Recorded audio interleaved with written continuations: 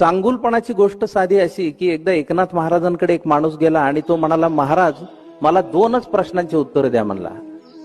एक म्हणजे तुम्ही एवढे मोठे महाराज आहेत तर मला सांगा माझ्या आयुष्यात पुढे काय, माझं भविष्य काय.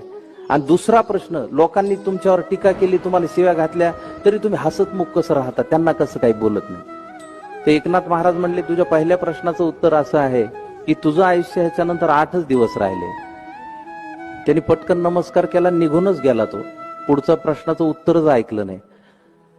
8 दिवस झाले आणि 9व्या दिवशी त्याला जाग आली आणि त्याला लक्षात आलं आपण जिवंत आहे. म्हणला ही महाराजाचीच कृपा आहे, त्यांच्याच आशीर्वादामुळे जगलो. सकाळीच त्यांनी पेढे हारतूर घेतले, महाराजाकडे घेतला, पायावर डोकं ठेवलं, म्हणला महाराज तुमच्यामुळे वाचलो, अशीच कृपादृष्टी आयुष्यभर ठेवा. महाराज म्हणले, काय केलं 8 दिवस तू? काही नाही म्हणला, सगळ्यांशी चांगलं वागलो, बायकोला मारलं नाही म्हणला 8 दिवसात, काही नाही. पोरं कोणत्या वर्गात जाते ते माहित झालं म्हणला.